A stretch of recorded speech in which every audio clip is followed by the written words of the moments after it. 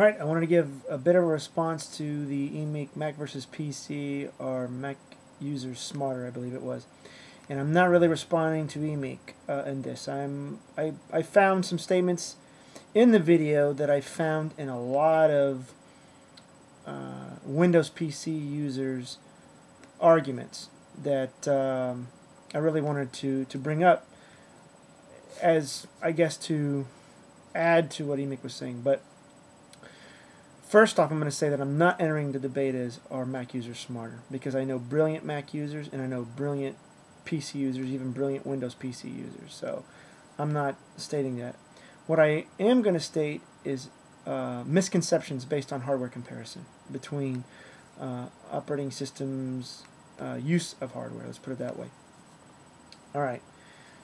First off, I'll start with what a lot of the misconceptions even happened earlier on in terms of comparing Intel with PowerPC architecture, RISC versus CISC. And I still do want to do that series for those that are asking on like CISC using micro-ops to fast RISC and all that. So I have not given up on that. I am very busy at the moment, but I will get to all the series that I want to complete and stuff. Anyway, as I digressed, getting back to the misconceptions, a lot of that hardware, even like I said, back in with the PowerPC architecture and the Intel architecture, and now even though we use Intel, so on and so forth, a lot of the comparisons cannot necessarily be the same, because a lot of times, even within Intel, we're not using the same exact Intel chips between the two. Now,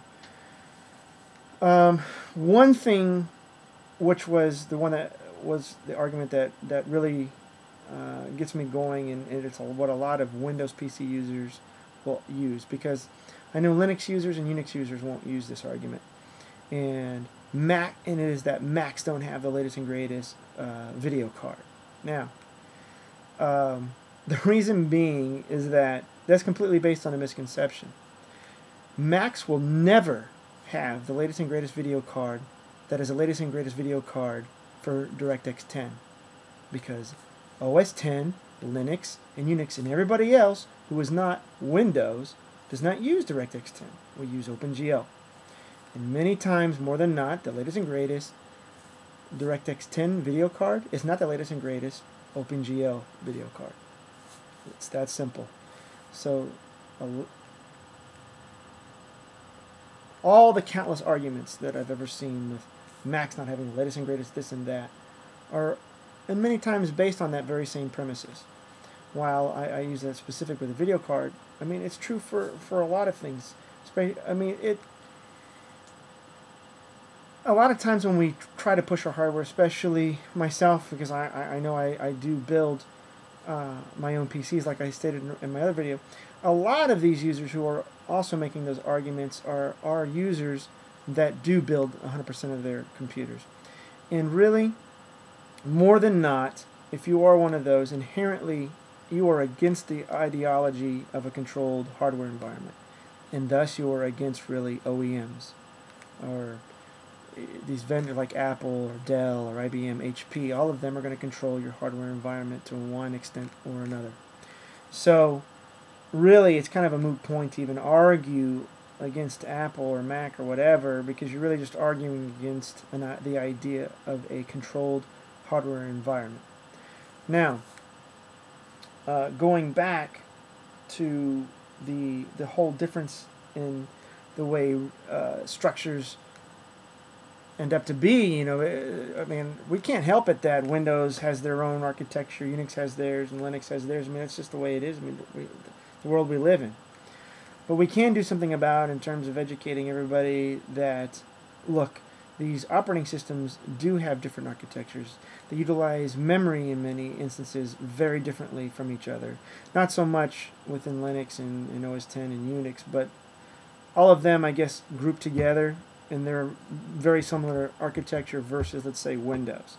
I mean, like Windows Vista Superfetch versus the Unix model, so on and so forth. So I will say on a note that I do think Leopard it uses a tad more memory than it should, but I'm going to get into that debate later on with my memory management series and getting into Windows Vista Superfetch and all that other stuff. But that said, a lot of times we as users live in our world of what we know. And so for example, I'm a Windows PC user. All I know really is Windows. Mac is likely foreign to me, and I have my biased opinions, whether it's probably been from a friend, or maybe I don't have biased opinions. I mean, I guess that's just a moot argument anyway in that regard. But I have my own world of what I know, and many times when I debate, I project that world onto that I'm debating and assume it's the same of what I have. Why don't you have the latest and greatest ATI card? Your computer sucks because you don't have the latest ATI card. I can go get the latest ATI card on my machine, and my machine kicks ass.